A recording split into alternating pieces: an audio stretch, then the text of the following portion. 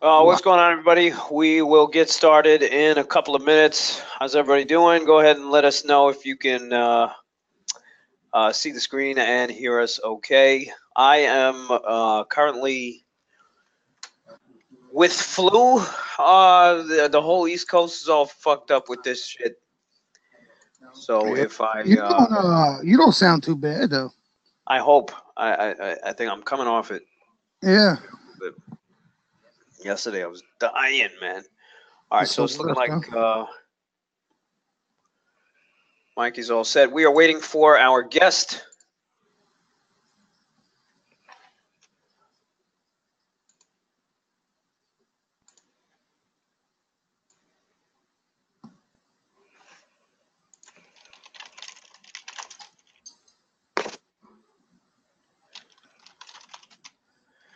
Young here is saying, so we going to 272 on the SPY or what? I mean, I wouldn't be surprised. I wouldn't be surprised at all. It's kind of interesting where we are right now. You know, and the action today was definitely bullish, but it was just like it was choppy bullish, and then in the afternoon we just kind of got that clean spike. You know, so anybody who's trading the SPY calls or puts, like, which have been working very well for the past couple of sessions, that trade was much more complicated. Yeah.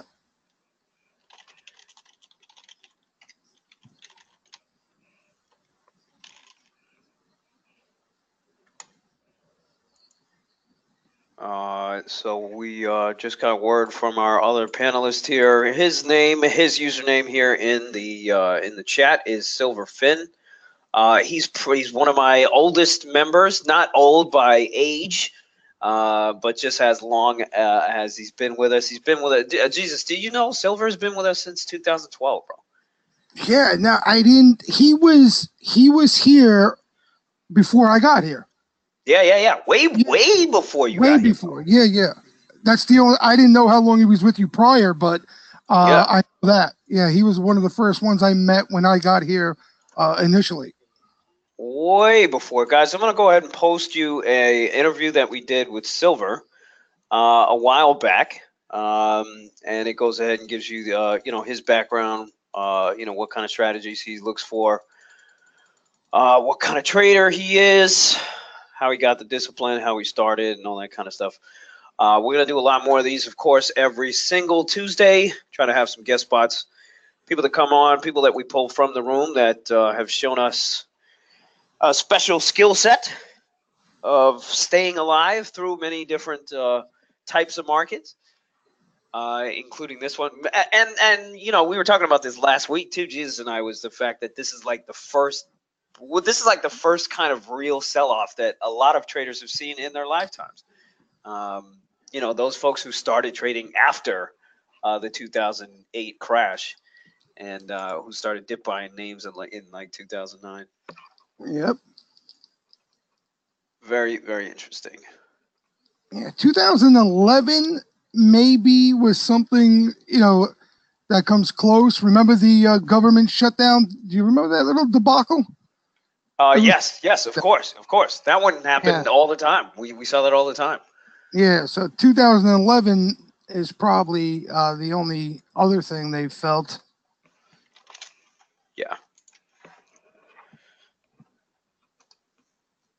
But yeah, this market broke all sorts of records on the non-pullback side. All righty.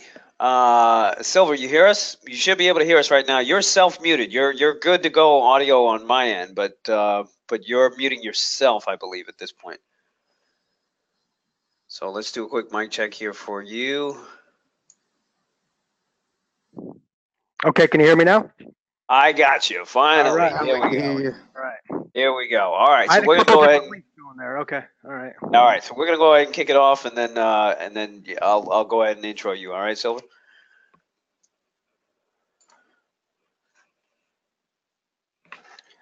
All righty, welcome everybody. This is your Tuesday weekly webinars here with Sang Lucci here and Wall Street Jesus. Today we have a special guest for you guys today. He goes by the username of Silverfin. His name is Joseph. And we will go ahead and intro him to you a little bit later. He's one of my most old, I call him the old faithfuls, guys who have been with me, since I started this website in like 2012.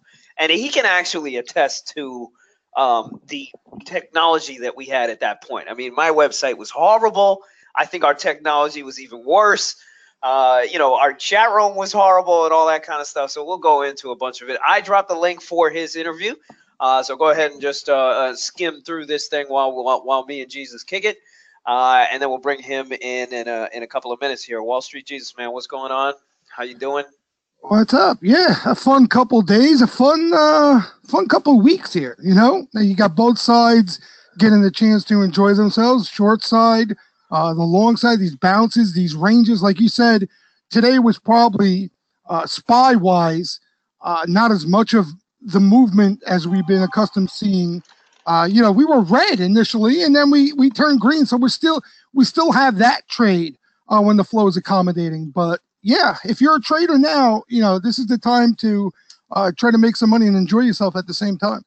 Right. One of the things I wanted to throw out, we just kind of want to throw out a couple of trades here for you guys today, stuff where there's some decent flow on, and then we'll bring on Silver for a nice little discussion on sort of the development of your trading skills over the years and making sure you solidify yourself and your career as a trader. It's always nice to hear the trajectory of some other traders as well as different strategies out there. We all trade differently. And the key is finding what works for you. Jesus, let's talk about this Twitter here real quick. The Twitter, I know, got a ton of flow today. Obviously, a lot of activity in the Twitter. What I've noticed, too, is that, during these sort of choppy times, they always kind of find one or two gunslingers. They always find one or two to kind of move into. Right. And I was sitting here waiting for this Twitter to kind of get a bid back up. And what I think it's the March 35 calls, right, that they're really going after on this one? Today was several different lines. They went, across the board from front month stuff. They went out and hit the 2020 Jan leaps again. Yep. It's just, this Twitter's been a complete different animal. Yeah. Used to, as one of those names, Lucci, where as soon as the momentum had run its course, as soon as it's lost that momentum to the upside, you just see the flow flip in a snap of a finger. You remember, right? It was like you were ready for that thing to die and fall on its face.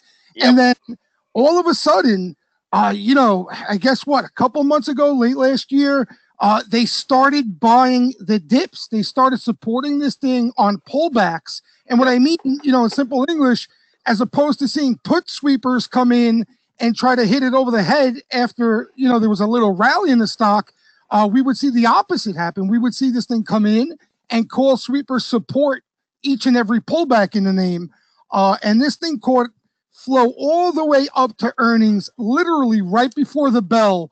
A beauty long John Silver, as you like to call it, bullish risk reversal, where they sold puts, they took the proceeds, bought calls, had the blowout quarter, and that just hasn't stopped. Yeah, that was like right around here. I posted it on my Instagram. Guys, go follow both of us here at Wall Street Jesus and at Sang Lucci.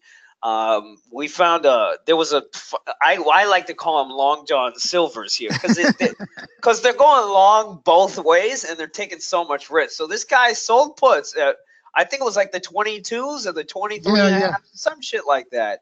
And he got some good ass he sold maybe $400,000 or $500,000 worth of puts down here. And then he buys like 150 grand or the same amount or something like that of 33 calls or 32 calls.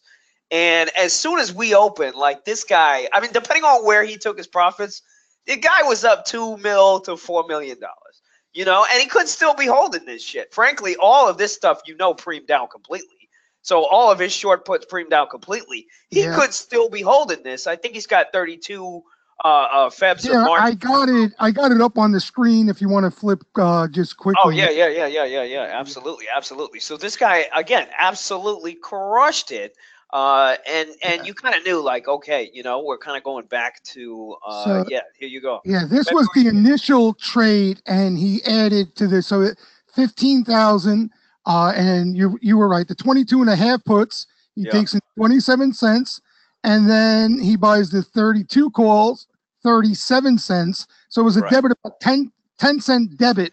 10-cent debit. Right. These things preemed out. He kept that Right. money, and 10-cent debit on 100 on 15,000. That's 150 G. So in reality, he only put risk up of $150,000 to be up a ridiculous amount of money. I'm going to take back the screen here, and I want to show you guys where the where the Feb second Feb 32nd call is. And if you take a look at this, remember, he bought at 32 cents or whatever the hell it was. And this thing, look at this thing, look at this fucking thing.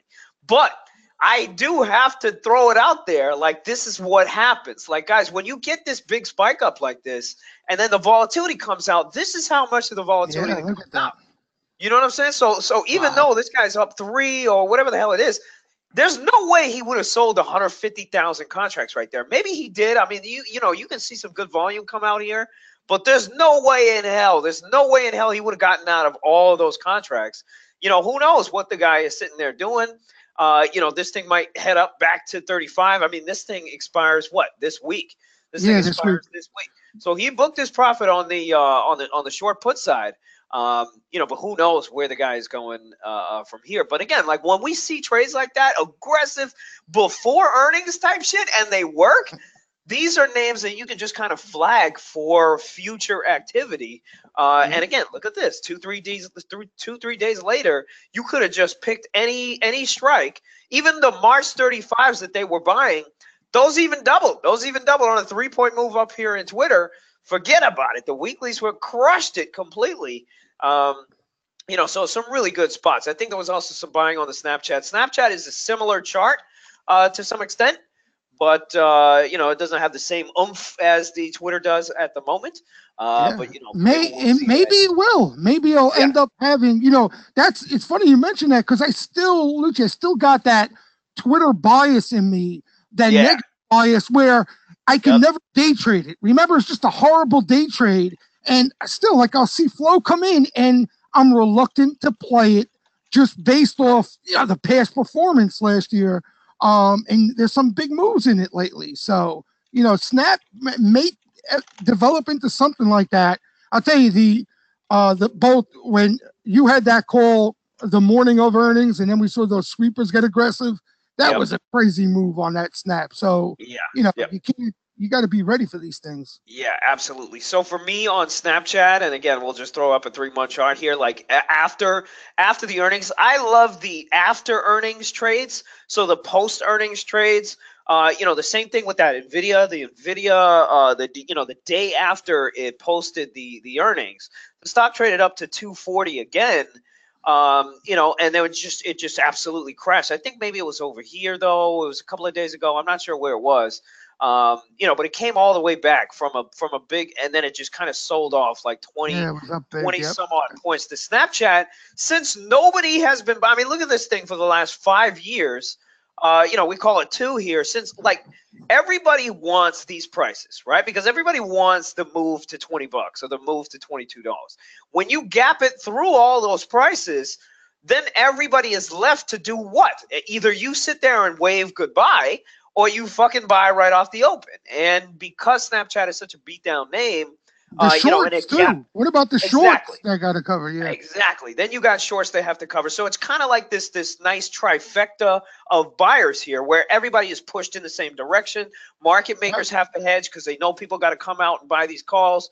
So everybody is kind of on the same tape doing the same thing. And when that happens, you get a freaking nice squeeze, a nice bullish move like this where you can really make some money here. It's only going to happen, 1 out of 10, your 2 out of 10 names, but if you catch the right one, you can get some cheap calls that, that really do some damn work here. Jesus, what else we got here to notify everybody of? A lot of people, let's go over 2 trades. Basically, we were talking over the weekend, the Saturday sweep series, and it's just the talk of the town, the missiles that came into the weakness that pretty much nailed the short-term bottom we just saw. Two trades in particular. One was Micron and Tesla. And Lucci, you rarely hear me talk about Tesla because you just don't get those missile sweepers in Tesla. You get the cheap weekly, out of the money, cheap premium, speculative type action. Okay. Once in a blue moon, you get a sharp looking sweep. And we got one when nobody expected it into the weakness. Let me see if I can dig it up because it was small contracts, so it didn't even hit the board. Was manually posted. Let me see if I can dig it up quickly. Here it is. Okay.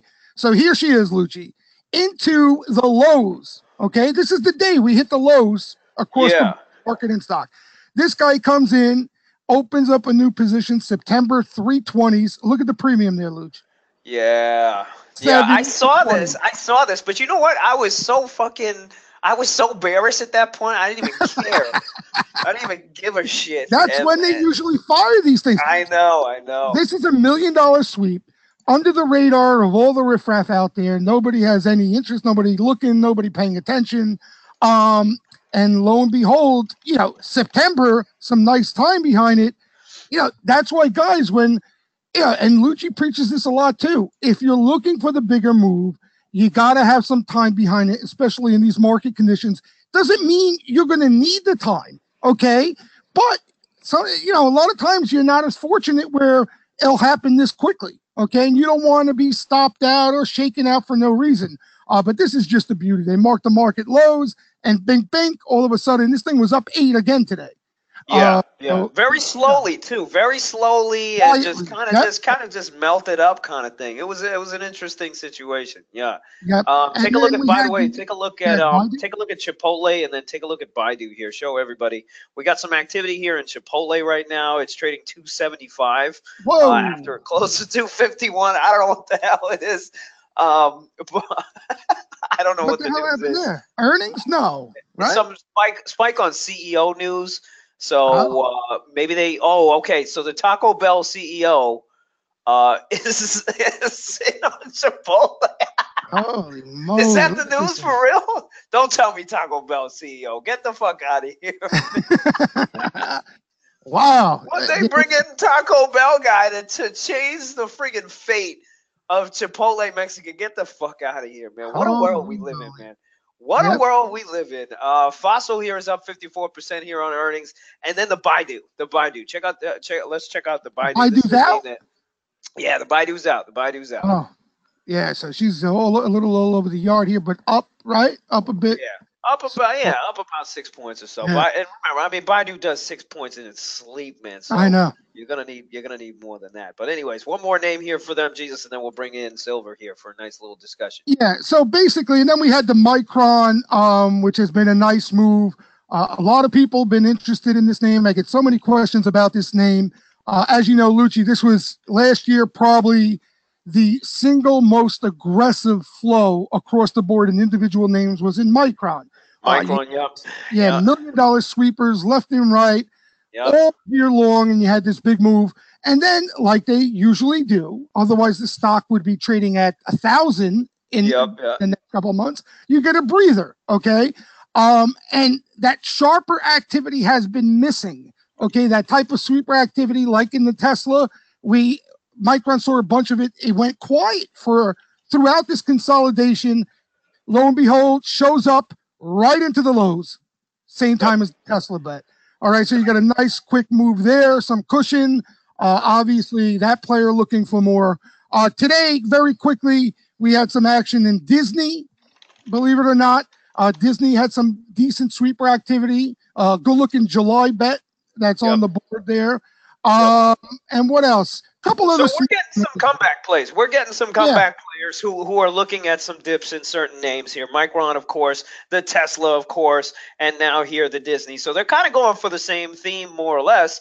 And the real question is, for all of us and for all of you guys, is are we coming back aggressively to the all-time highs? Both Jesus and I, we don't have fucking 8 balls. We're not Miss Cleo. This is not what we do. We are not in the business here of telling you either way. Or I was short today. I got smoked. You know, so again, we trade what we see. We trade the flow that we see. Yeah, and it's even listen. It's a day by day approach now. We discussed this again on the Saturday webinar. We had evidence that the big guys, for the first time in this pool, Friday bought into the lows. Right? The first time we saw some big money come in aggressively. You remember that, Lucci, as well. You made a nice little score on SPY that afternoon, wrote it into the bell, changed the whole momentum, everything. So we had evidence that there was going to be a high probability squeeze. Okay, Yep. We saw that Friday. It carried into this week. Now we need to see, sort of like what you talk about a lot on an intraday basis. When there's some weakness out there, when they start to sell it and try to push this thing lower, do they show up again? You know what I mean? That's going to be the question that we need answered. We can't predict that, so we might as well wait, and let that play out. And that's why, just very quickly, and then we could get into we saw some flow into the lows, couple of decent names. You could put on a position or two if you were waiting for that. Now you got some cushion. You sit tight. You don't need to chase. And we'll see, how the flow develops from here. Is probably the best way to approach this. Indeed. Well put, well put. So again, guys, it's a slow process here. So now I'd like to introduce Joseph here. Again, username here, Silverfin. That's what he goes by. Let's go ahead and ask him too where the moniker comes from. But again, this guy has been with me since 2012. Originally was a broker, actually for a long time. So him and Wall Street Jesus will have a lot in common, of course. And he lived through a lot of the ups and downs of that sort of situation from the 90s into the early 2000s and all that kind of nonsense. And then the big crash of 2008 as well. So with no further ado here, Silverfin, go ahead and say what's up to everybody. And let us know what's going on. It looks like you're muting yourself. Go ahead and unmute yourself. There he is. I feel like Jesus with the technology on here. I know.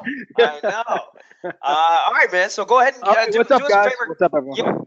Give us a quick intro of yourself, your background in the broker world, and then how you kind of found me and decided to get into sort of full-time trading. Yeah, so I was a broker for Merrill Lynch and Morgan Stanley, both for about 15 years or so. That's a long time. Yeah, and then got into full-time trading in 2012, late 2011, really. And how I found you, I don't even remember how I found you. To be honest with you, it's been a while. But yeah, I do remember the early days. There was only about 10 or 20 guys in there, so like Crane, and I just got to know guys through there. Yep. And at the time I was just kind of newer to options, so I would just kind of sit back and watch and learn, and that's really where I kind of developed pulling things back to 10, 15 names that I would just follow all the time, and I'm still doing that. I'm still doing that. That was one thing that was like my MO, and it still is my MO to this day. I would always just tell everybody to keep it sort of simple, and it looks like that's something that has stuck with you over the years. Why did you ditch the broker? Why did you ditch? I mean, why did both of you guys? I mean, Wall Street Jesus, you yourself, I know you bailed on the broker stuff because the commissions were going to shit anyway. But Silver, was it the same for you? Why'd you bail? Yeah. Same thing. It was. I had a lot of like trading type of clients, and at Morgan Stanley the commissions were insane. And then, they stopped paying you on different accounts, and they would tier everything. This account has to be 500,000, or you don't get paid on it. And this, you couldn't even keep track of what you were doing. It was just nuts. Yeah, and all they want you to do was managed accounts. I'm sure Jesus, that's. Yep. Yeah. Right. Let me ask you guys both something. Like, if you guys stayed brokers to this day, would you be like robo guys? Would you just be like auto trade brokers kind of situation where you would just find clients to pull in money and then just put it to an auto trade and then get your 1%? Is that how it would work? Like, if you guys still would be in the business? Yeah, I guess we would have Yeah. no choice in the matter. We couldn't. That's exactly why I got out of it. I had my guys were, I had degenerates as clients. You know what I mean? Who wanted to So did I. actively trade the Yeah. market. Like, Luch, all kidding aside, I remember like in 2007 when the market topped, okay? Yeah. Believe it or not, I'm not even bullshitting here. No reason to bullshit. I was in cash, okay, feeling good. But Yeah. I had my clients complaining that they were sitting in cash too long. You know what I mean? Yep. That they Yep. wanted to get involved in something. And at the same time, if you're in cash, you're not getting paid as a broker. All right. Right. Now, think of that for a second, that structure and how the client is going to benefit or something like that. So, but the active trading game, like we used to trade a lot. I mean, a lot. Then we traded a lot less. Now it was to the point you couldn't trade anymore. You couldn't trade. Yeah. Like still saying you had to manage money, you would raise money, and there was no reason to take any risk with that money. It was only a Yeah. headache. You know what I mean? So it got to the point where it just wasn't fun anymore. Besides the money wasn't even the same. Got you. Right. So Joseph, go ahead and bring us through like your beginning days. Just trying to figure things out. I mean, was it easy for you because of your background as a broker? Or did it take you a while to figure things out? It definitely took me a while. Yeah. Okay. No question. I thought it would be a smoother transition, but Right. it wasn't.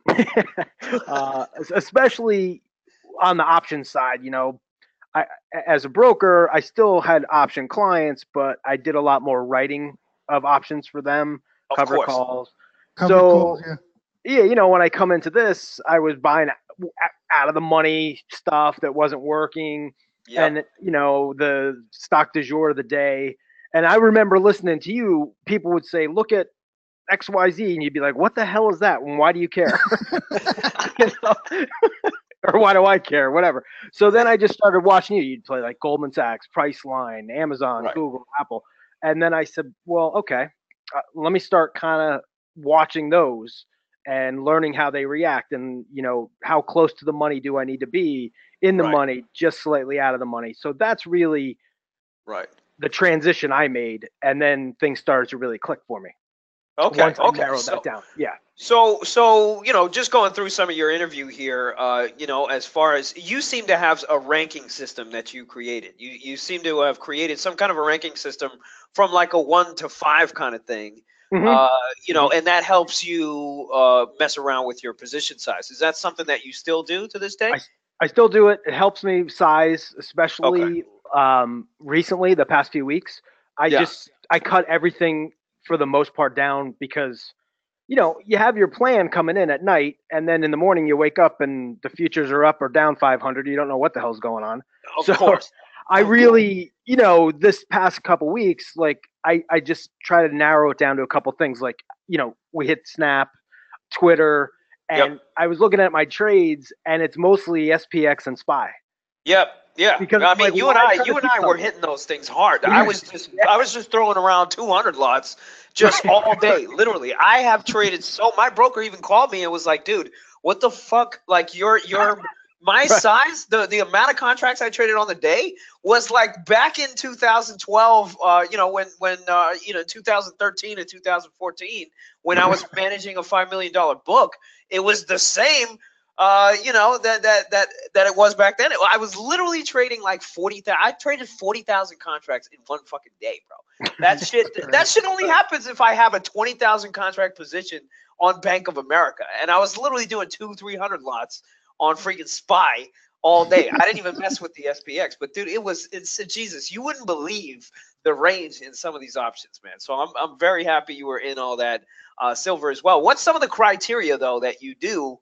When you're ranking a position, a lot of people ask this. I don't personally do this, but a lot of people ask this. How do you create that ranking system, and what gives you a 5? What gives you a really great trade that you really want to size into? Yeah, so it's mostly technical on charts. Okay. Is really how I do it. I really trade, the 8 and the 20. As Okay. the guys know in the room, I'm always like, "Oh, we're here at the 8. We could have room to 20." So if it's sitting above it and there's room, that's usually like a 5 for me. Plus, the market has to be setting up as well, obviously. Okay. And then So that would be like my largest size, right? And then as it comes down, to a 1, that's going to be my smallest, and those are usually like on Priceline and shit like Gotcha. that you're trying to take on a Friday or something. Got you. Um, Got you. so that's really how I do it. Yeah. See, I Okay. like that. I like the rating system. When I heard or read him talking about that, two things. One, it reminds a gambling guy. I used to love. I was a degenerate gambler, bet the ball games constantly. Lost my ass, that type of thing. But I was always enamored with the handicappers and picking the games. Since I'm a little kid, and it kind of reminds me of that. You get that 5-star lock of the year, which you feel strong about. And, you always had the 1-star games that were just like for entertainment, televised games and something like that. But on a serious note, like I was thinking even Lucci doing something like that in the steam room, all kidding aside, for Yeah. so it'd be an easier read. For example, Right. like we had those Micron Tesla sweepers, that would Yep. be a 5. You know what I mean?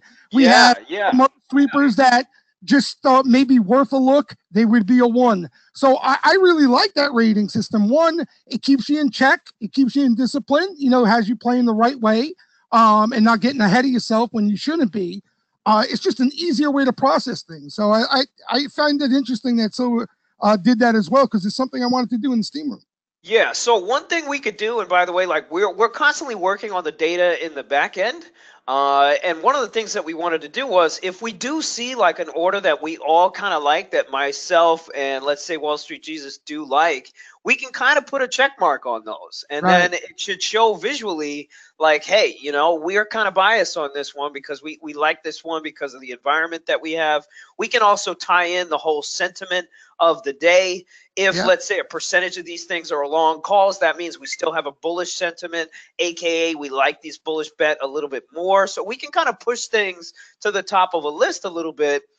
That's going to take some time, but that's always something. That's always stuff that we are working on.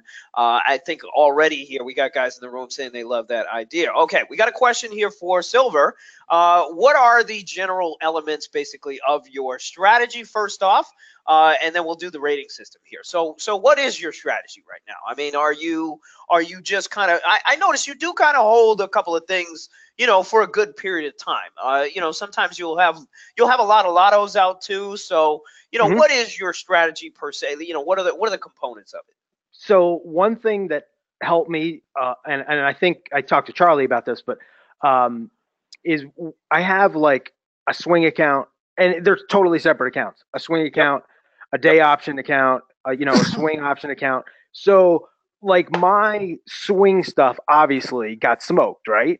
Because they're out to March and April. In 2 weeks, all that stuff got smoked except for Twitter. I was in Okay. those March 26th. So I didn't jump right in. I got to add to everything because it's down, and I didn't do that. So the last 2 weeks, I really primarily traded in my day type of account with options. Right. I was hitting the SPY, the Amazons, stuff like that. I usually do 80% of the trading that I do in that basket of 10. And I trade the LABU, as most of the guys know in the room, and Yep. I've been trading that FNGU as a scalper too. Oh, the Fang. Right, ETF. the Fang degenerate, Yeah. right? The Fang degenerate ETF. This is a Fang ETF. Do you know that, Luch? For Fang. I didn't know it was actually out It yet. just I mean, came out. of course, I heard of it. Silver, you're just playing the equity here on this one, though, right? That and LABU, I do equity. That's it. Yeah. All the rest of the stuff, I mainly do options, unless I might do a scalp, here and there on other stuff. But I primarily stick to like 80% of just in that group. Right. The Amazon, Priceline, Apple, that stuff. Like today, I was in SPY I was in SPY, Goldman, and Apple. Those were the 3 that I took today, and I normally sell 50% of the position relatively early. Yep. It's just something I've always done. Lock something in, and then slowly get out of the rest. And again, like we've seen enough markets. I mean, you've been trading obviously aggressively since 2012. You've seen enough markets where most of the time, you don't get that stretch. You don't get that follow through that you're sitting there looking for. So that's why it's always beneficial, even though, again, it's always that coulda, woulda, shoulda situation where you have a name that's just going to fucking run like a Twitter, where it doesn't pay for you to go ahead and come out early. However, you're not going to be able to manage the one time if you're sitting there only looking for that type of opportunity. Most of the other times, you're going to have to lock in those gains, because chances are these options are going to come back to where you bought them and even lower here. All right, so just I got a quick question. Let me ask a quick question. So 2 quick questions, and I think people would be interested in this. One thing I realized about you, over the months or year, as long as I know you, I don't know anymore. But when you're trading now, as far as day trading is concerned, you day trade both options and the equity, right? You day trade both. You day trade options. Yeah. Okay. Now you did mention you like to stay in the money or close to the money, right? You're looking for that higher delta play, even for day trading, as opposed to buying cheapies. And now, is that in general, or talk a little bit about that? Yeah, in general, I do. On a swing, obviously, I'll go out a little bit more, but I try to stay pretty close. I mean, obviously, it's hard to do with Priceline and Amazon and Google, but I try to do it relatively close to the money, because if you're going to be in and out quick, it's basically the only way you could make it fast. Because I like to take that half off quick, so I know I'm locked into something. And then I can let some other stuff. It's easier to let it run for me psychologically than having the whole position on, and then it goes to shit, and I'm like, I should have sold half or whatever, So like we all do. Yeah. So you're treating when you day trade options, they're obviously higher in premium, but you're treating it almost like equity in a sense, almost right? Like equity. Yep, almost like equity. Yeah. Gotcha. Right, and he learned to read tape as well. So you know what I mean? He's reading tape on the equity. So his stops oftentimes on his options come from the equity. So it's like, if the equity gets below X, Y, and Z level, just like myself, I'll burn the option. It doesn't matter where the fuck the option is. It's like, okay, I saw my level here on the equity disappear, and that's it. I gotta get the fuck out. That kind of thing. See, because still, that was the issue with me. With options, the most frustrating thing for me, exactly like your trading style, I would time something nice on an entry. Okay. I'd get the quick bump on the equity that I thought that I was expecting, and the option did nothing, or the option was down 10 cents, and I wanted to take my screen and smash it across the wall. You know what I mean? So, and it got to the point where, that's where I just got comfortable with equity, because there was too much emotion involved. But that's probably part of the reason why you're staying in the money, near the money, because you're looking to take advantage of just that, and you don't want that to come into play much. Right. And then the other thing I've been doing too, like the past 2 weeks, except for last Friday, was I might go, like this week, I might be trading next week. Like I did that today in Apple and Goldman, and they were basically right at the money or just slightly out of the money, but more time. Right. And they moved nice. They moved pretty nice. Yeah. Right. And SPY too, like on Friday when Lucci was saying, hey, there's no liquidity here. This market could skyrocket. I bought at the money with what were we buying them, Lucci? With 2 hours to go or an hour to go? 2 hours to go. We were buying at the money or even far out the money, and they were still premed out the fucking wide. You wouldn't believe it. You wouldn't believe it. And I think, Silver, you caught a triple on one of those, right? Yeah, they were just – and then I kept some for this week, and I think when you asked me yesterday, you're like, those were overnight, because I figured we'd probably gap up on Monday. Not that I knew. But, there was such a juicy move. So what Silver is talking about, like – if you guys were trading last week, there was just a period in time, like towards the close, where number one, like we sold off a little bit from that ridiculous rally. By the way, like this is points right here. You know what I mean? Like this is 60 handles here on the ES, and we kind of sold off and we came right back. It was right here where it was like, just fucking buy everything. I started buying like 250. I started buying 260s. And Jesus, they were $1. They were $1, and it's $3.30, bro. It was 330. The 260s were I'm lying. They were like 60 cents somewhere around there. And again, it was 3 fucking 30. And then all of a sudden, like I'm looking at it, I'm looking at this tape. I looked at the ES. I was like, dude, there's no liquidity here whatsoever. And we went to 260. I couldn't believe it. I sold for a double, and I got out, way too early, and we went all the way to 263. And then, and it all happened in literally minutes, man. It was the craziest thing I've seen in the longest time, man. I have the same with Amazon. It was a beautiful, beautiful. Amazon was down 70, and then it was down 10. It almost agreed, I think. That was crazy. So these are times that these times don't happen. These are only a couple of days out of the year where a lot of traders are making most of their money. A lot of traders made most of their money. The problem is that you think the shit once it happens, you start getting used to that shit. Yep. And you start believing like, oh my God, that like this is gonna be here and all this kind of stuff. And then SPY does what it did today. And you start getting chopped the fuck up, just sitting there trying to buy, one side or the other side. So oftentimes, like, as a trader, some of your best days are going to come, once or twice in a month. So you definitely have to know, how to sort of pick your spots. And that's kind of one thing I wanted to end here with Silver was like, talk to me about your mental state through 2012 to now. How'd you stick it out this long? Were there times where you were just like, dude, I'm like at my bottom of the bottom and I don't know where to go. Talk to me about those kind of periods. Oh, no question. I think it happened in brokerage. It happens in this. I mean, it's just there's sometimes you can't do anything right, and then you start to get those. What I tend to do, and I don't know about other guys, but when that starts to happen, I always go smaller, and I try to just go and try to make some small trades, even if you make $200.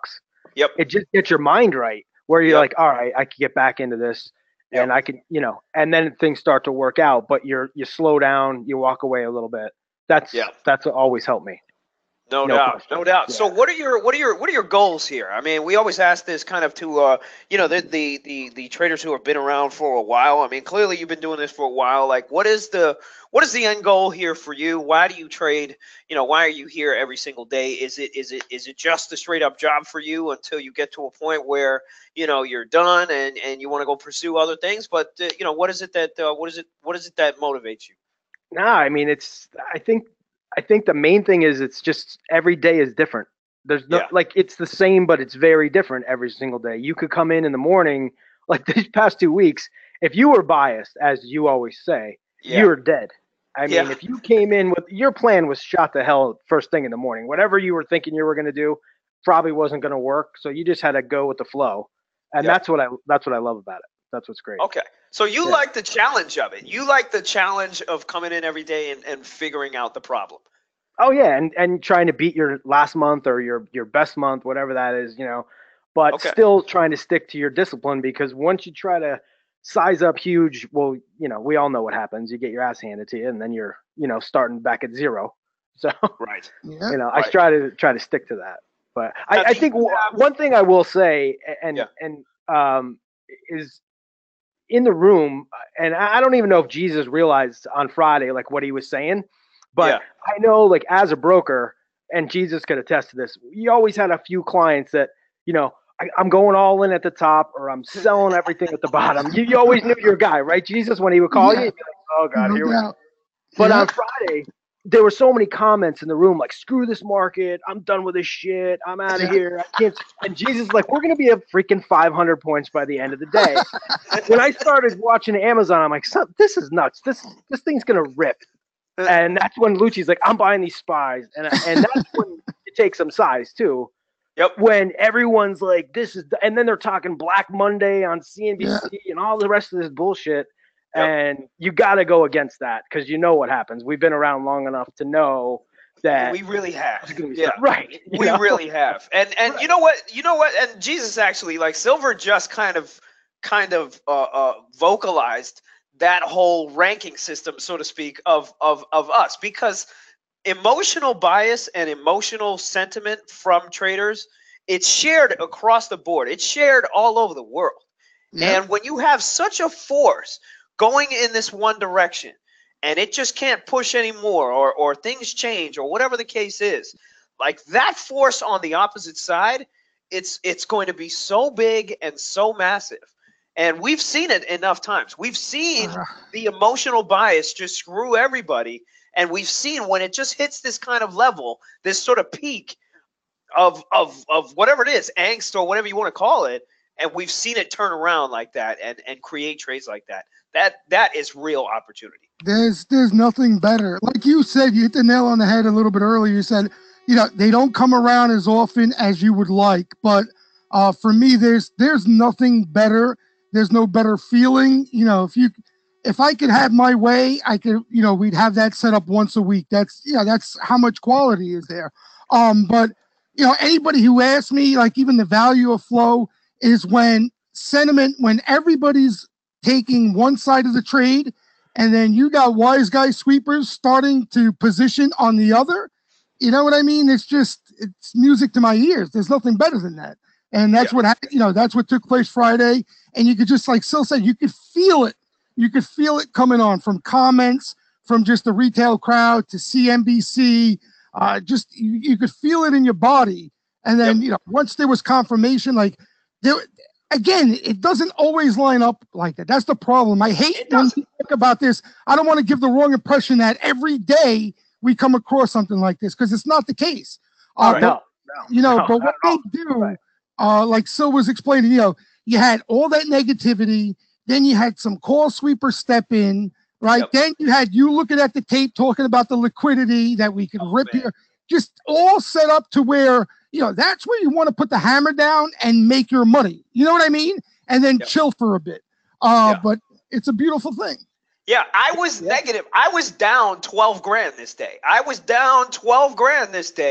And I ended up the day up like 10 or 12, or I don't know what the hell happened. So it was all of this. It was literally all of this right here. So I bought the shit out of Amazon, and I bought the shit out of SPY. This is when I went green and like a little bit positive. And then off of this sell-off, the fact that it came right back and we're at the close, and I'm like, dude, come on. We sold. That was like a 30 handle sell-off. We were trading 258.5. We sold 20 points down, like on the ES, if you look at it from the ES, and we came right back. I was like, if that was here, like, we would have been tanking here. People would have dumped everything, and Amazon didn't even budge. And then I'm like, that's it. Let's go. And Silver obviously took the cue here. So that's the kind of activity that you'll get in the chat room too, especially. Obviously, on real aggressive days, it gets pretty hype in here, and it gets pretty emotional. And the weird thing is that you can figure things out just by the emotions here. It's kind of like being able to read on the poker table without. It's kind of like playing blind on a poker table, and you're just looking at the faces of the people that you're trading, or the people that you're playing against. And if you're that good at understanding sentiment and emotions and things like that, it's really the same thing. And it's just feel at that point. So that takes it a level of experience, that you guys got to spend some time on here. All right, so let's get some questions here for Silverfin. We got a couple of questions coming in. Can we get an example of a trade step by step? So let's take your ideal trade, Silver, and just break it down for us. What does it look like from start to finish? Do you create the idea from the overnight and just look at charts? And then do you kind of create some more confirmation, selecting options? Just take us through, an ideal trade step by step. Sure. So, yeah, I mean, I definitely have again, for me, it's a lot easier because for the most part, I'm only looking at that small group of stocks. So like yesterday, I did one trade on Apple and I got out and I missed the rest of the run. So I said today, I'm going to buy Apple pretty much right at the open. It was above it's above the 200. Yep. The 8 EMA for me is starting to bend. Everything was looking good. I got a couple other things, double bottom on the RSI, whatever, all the things that I was looking at.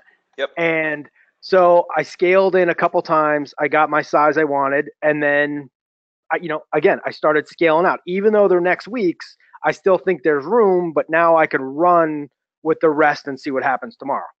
But Gotcha. at least I know that I scaled in and I scaled out of some, and now I could ride the rest, with a stop, as long as we don't get down 500 tomorrow. So, but right. But that's really, in a perfect world, that's the way it's going to work, right? But like I said, the past couple weeks has not been that way. Right. I'm sitting on some swings that I'm smoked on, but I got a lot of time on them. Right. But when I set up that trade, I'm looking at charts at night, on just that group of stocks. So it makes it a lot easier if you can just. And you really don't, for me, I don't need to trade a lot of other things because you get enough moving from that stuff that you get enough. Yeah, you get enough. You definitely get enough. I mean, if you're super degenerate at that point, and it depends on your strategy. I mean, if you were a scalper like Jesus is, then you'd need 100 names. You'd need 200 names to look at. Right. You'd need that, and it depends on your strategy. They want to know if you use VWAP at all in your strategy. Do you? I definitely use it, especially for SPY. Okay. Especially for the SPY and in the futures too, obviously with the, I do trade the NQs and not as much ES, but I trade the SPY a lot more than anything lately because the movements have been so big, but I definitely use VWAP in it. Yep. Okay. I love that word VWAP. If I get a dog number 7, I'm going to name VWAP. Yeah. Name it VWAP. That's it. Wait, you have 7 dogs? 6. What the fuck is wrong with you, bro? Who does that? Who does that? It's my wife. It's all my wife. She lost her mind. All right. We got another question here from Jesse here. Let's see. It sounds like Silverfin is a full-time trader, that he succeeded well enough to not need other work. Can you give us, like, do you have other businesses as well? Do you try to diversify? How long have you been a full-time trader? Can you give us that whole scope? Mm-hmm. Since 2011, and just some rental stuff. Yeah. Okay. So you do try to diversify. I know you guys are brokers, man. So you guys are hustlers. So you guys are always looking for something, man. I know you guys are always looking for something. Okay. So Sandy is also saying, you stated that you have options in your swing account that are getting smoked. Do you set stops in these? Or a better question would be, how do you handle these? I'm in a similar boat. Sandy here is in a similar boat. So what are you doing to handle those, those ones that where keeping it real goes wrong? Yeah, they have time, and I don't just automatically average down on them, right? Like just because they're down. I'm looking at the charts, and I'm looking at, where I may want to re-enter those. And add to them because I do have time. And generally on those, since I have a lot of time, I'm not using a stop on them right now. You're not using because they're not huge. They're not huge size by any means. There you go. You hear what he just said, and this is what people want, a different answer, Luch, and they're never going to find it. Okay, you got to understand when you're trading. Swing trading, position trading, you're holding overnight, you're looking for a bigger move. You always run the risk of getting caught in a drawdown. It's the one thing you're going to hate the most of swing trading, and you have to deal with, okay? The only thing you can help yourself avoid is how much that drawdown is going to hurt, okay? So the example you should take out of Sil right here is that, no, he didn't have some magic crystal ball to tell him to get out of everything the day before the drawdown, okay? Right. He got caught.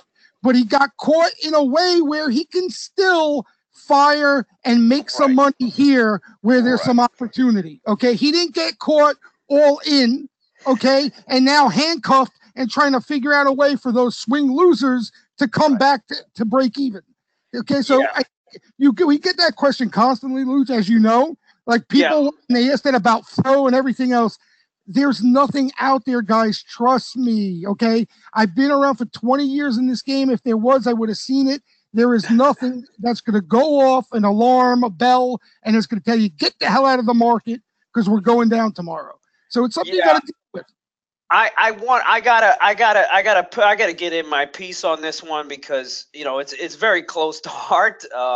Being an options trader, and a lot of folks I'm realizing they get into the game and they just don't understand just how options work and why that strategy of holding shit with options you know, it doesn't make sense unless you watch that position size and you know you get time on your swings. Yep. Because the concept of, listen, if you're right on the move, aka Twitter going to 35 or whatever the hell it is, it doesn't matter what fucking option you have, you're gonna get paid even if you're out in June, even if you're out 6 months from now, like you're gonna get paid. But Right. what happens is when people get caught in shit like this, and I'm talking about front month expirations. You know, there was a lot of people caught in a lot of names. Every single option chart, you know, with a February call expiration looks like this right now. And if you're stuck out of the money on a call, you ain't coming back on this shit. You're not coming back on this. Nope. Unless again, like, you know, the heavens come down and decide to intervene, and you're talking about a 1 out of 50 shot or something like that. I mean, anybody who was in the Amazon, yeah, maybe you came back, or, you know, if you were in the NVIDIA or whatever, maybe you came back a little bit. But most of your options are going to look like this. And what are you going to do? You're going to average into this shit? You're going to die again. You're going to die even worse. You're going to lose even more because these options go to fucking zero. They go to zero with or without you. And this is the difficult part here with the swing trading. The potential for money making on the swing trading side is absurd. And that's that's like the carrot that is just dangled in front of you. Because if you catch one of these things right, you know, me and Silver are going to take down 10 times your money on an option, and then it's blinding, you know, because it has you believing that every single trade is going to come out like that, and that shit ain't the case. We gotta jump in and out of a name a lot. We got to take a couple of losers here first to figure it out, and then we can find that trade. But if we mess it up by sizing up and you know, taking options that are a little bit too short in expiration, you know, we're shooting ourselves in the fucking foothills. Silver, you got any comments on that one? Well, I could tell everyone here that one thing I learned from Lucci, and you'll see myself, you'll see other guys who have been around Crane. They're like, I'm taking some feelers here to see how this is going to react and see how I don't go. I'm taking 100 lot, you know. I take a few feelers. Let's see how this thing reacts. Is the option even moving? Is there any size on the tape, you know, in the equity? And I learned that just from Lucci, from being around. I never used to do that. I'm like, if I'm buying 10, I'm buying 10. If I'm buying 20, I'm buying 20. I don't do that. But I could give. I think it was Sandy who asked the question. Yep, Sandy. If you're stuck, okay, I'll give you a trade that I put on in December. Okay, This is in December. I put on a swing short QQQ puts. Yep. June 150 or June 160s. I'm just looking because I closed them out during this 2 week. I didn't have a lot. Obviously we all wish we did. So I bought them at 460 and they went to 203. Was the low on them when the NASDAQ was going up every day. I'm like, oh, here's another donation. Wait, which strike was it? 160. June 160. 160. Yeah. So as the market started dropping out, you know, I only had 10 of them, but I was selling. I think I got them all out between 11 and 14. 11 and 14, right here. Pure luck, right? Pure luck that the market goes down, gets smoked. But what I never added to them, and I said if they go to zero, they go to zero. So that was the mentality of the trade. I was thinking at some point we're got to have some kind of correction, you know. But every day I'm like, oh my God, they're down another 50 cents, another 60 cents. But I didn't add to them, and I didn't say if I had my stop at 50%, I would have been stopped out, and I never would have made any money on them. So that's where you could use your sizing to limit what you're doing. If it's a swing, you could use your size and say, this is how much I could lose. And if I lose it, I'm okay with that. Right. Versus a 50% stop where you get stopped out and 2 days later, you know, the market goes down 2,000 points and it wouldn't have worked out for you. I didn't have huge size. But we had an example like this last week. I mean, this is like Ranchero's hedge book, basically. These are his lotto, his lotto kind of hedge book, just in case this does happen. He makes his portfolio plus, just on that move, just on the protection puts as well. Yep. That actually leads us to one. We got a bunch of questions actually coming in for you. Let's take them. Fuck it. Let's see. We got one here on what percentage of your account is per trade or in the market at any one time. that's it just depends, you know. Yep. It depends on what's going on. If we're, you know, like we were in December, January, I was just staying in and letting stuff ride, and I was mostly in because it was like you couldn't lose, and that was, but it was daily, you know. It was like it was daily. You were able to buy stuff during the day, and Right. my swing stuff I had on, but I never added and I never took it off. So Right. I was really just doing it that way. So that's why I didn't get caught too badly Right. when it turned. Gotcha. So it really, and I think that's more feel for most people. It is for me at least, and I think Yeah, it is for you. for me You as know? well. I have no set limit. I have no set limit whatsoever to any position whatsoever or accounts. I don't even play that game. No. You know, again, it's more of a feel thing for me. Jesus, what about you? I mean, do you have a Yeah, max no, I kind of was like share even size kind of thing? no, I never had never. I was like you. Even on this when I swing trade primarily, Yeah. never set size depending on, you know, how much confidence I had in the play. And you know, Silver has that rating system, which kind of is the blueprint for it, right? I mean, Mhm. feels good about something, it's a 5. You know, he could get a little more aggressive, and when the climate, the environment is not suited, he's playing ones. He's going to take it nice and easy. So, yeah, that's one of those things that you get those questions a lot, but it's more of the trader, right, Luch, and how he's structured Yes. emotionally and so forth. 100%. I mean, again, like my school of thought, and you know, is where Silver learned and everything. It's based on tape, and it's based on your feel and your assessment of the sentiment.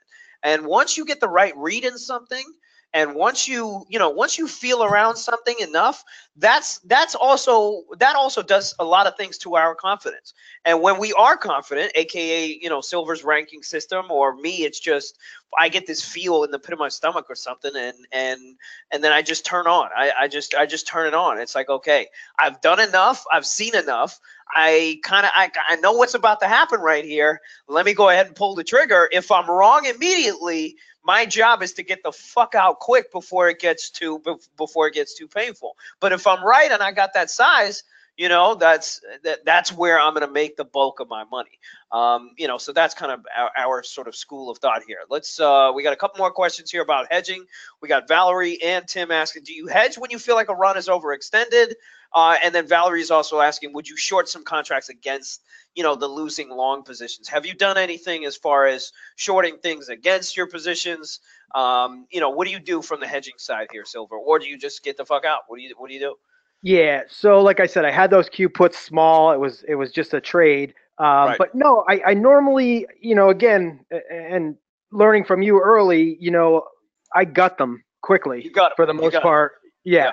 And like I said, I've seen you say, you know, I'm long, I'm short SPY or I'm short Amazon. Next thing I know, you're long, and you go, I made up my loss and I made 20 grand or whatever. So that's a huge thing that takes time to learn. Yeah. Where you're actually flipping, but in this type of environment, I mean, that you have to do that. You don't really have much of a choice. You really do. You really do. The springboard action, like you guys got to understand the concept from like you know, just like when the SPY was selling off, there's so much power. There's so much like force. If you step away from the market and stop looking at it from bid and ask and all that kind of shit, just look at it from a scientific force perspective, and you have all of this force here just kind of pushing and pushing. It's like this spring. You just get all this tension and tension and tension, and if it's not continuing to move in that direction, there's gonna be a fucking blowback. And the perception is like, you know, yes, let's follow that current perception, but it can't move. It's not paying that perception. There's a reason why it's not paying, and then all of a sudden everything just turns. Everything turns, and then that force just rips to the other side, and that shit is powerful for options. That is honestly the most profitable place to be in if you are trading options, because that's the cheapest place that you're going to get for that option, because nobody is thinking about the other side at that fucking point. And that's the most explosive, the quickest move that you're going to get, you know, in the option space. And it's a very difficult thing to quantify. It's a very difficult thing to even look at. You know, nobody even teaches this shit. It's not in books. It's not in fucking anywhere. You know, it's just something you kind of see being in the space for this amount of time. Silver, am I right? Yeah, and like I said, I learned that. I used to listen when you were on the mic early on in the beginning years. I would listen to you, and I'm like, wait a minute. I swear he said he was long Priceline, and now he's like buying puts. That's why early on I really watched and try to learn that because, but if you can't do that, especially in options, if you can't gut them quick, if you have size, especially, which obviously you take much more size than I do, but because they'll just burn them so quickly in this environment. And even like this week and last week, the premiums are just out of control, how expensive they are. So for me, like I didn't really trade except for Friday. I traded Amazon, but the Google and the Amazon and the Priceline, they're nuts. So I was trying to stick more with Apple and Goldman because they weren't as crazy. Yeah. And you gotta have to pick your spots too. And I was using that FNGU because the Amazon, I mean, you got to buy 20 points out of the money at $25 or something. It's crazy. Dude, today I'm buying 50 points out of the money on Amazon, and the fucking things were $7 and $8, man. You know what I mean? Right. Like, it's a Tuesday. It's a Tuesday. That shit is just reckless. That shit is reckless. Yeah, because even Lucci was saying, oh, yesterday there was a 60-point swing in Priceline. Yeah. But I looked at the options, and you had to be 50 or 60 points out, and they were still 10 or 12 bucks. They were nuts, the premiums on them. Right. Yeah. I didn't even catch the I didn't even see that until the next day. All right, guys. Let's go ahead and close up. Any other questions here last? Any questions that we missed, go ahead and email them to us. We'll try to get them back to you. Find us here, wallstreetjesus.com, and you can get yourself a free day, a 3-day free trial. Jesus needs dog food. You know what I'm saying? He needs dog food money. He's got 6 kids. He's got 6 quasi kids and then 1 actual kid. You know what I'm saying? He needs money here. So hopefully we'll see you guys in here later on this week. Your 3-day free trial, it won't allow you to actually chat, but you can get access to the data and you can hear Jesus again talk about it. And no credit card needed. You don't have to put a credit card down. No credit card for the trial. You can get right on. There you go. And as far as the master course where I go ahead and teach, tape reading and stuff like that, we're going to do another one in March. So anybody who's interested in that, I don't do them that often. I don't like to do them that often because, again, I got other things I need to do. And sometimes it just stresses me out having to deal with teaching and things like that. So I need a break from this stuff as well. But I think we're going to do one more in March. So go ahead and email us. Silver, dude, thank you for joining us, man. That was a lot of great stuff. And you guys can catch Silver as well as all the other traders that we have here that we'll try to introduce to you guys every Tuesday here. Silver, thanks for coming through, man. Cool. Thanks, guys. Have a good night, Sil. Okay. See you guys. Later, everybody. Bye-bye, everybody.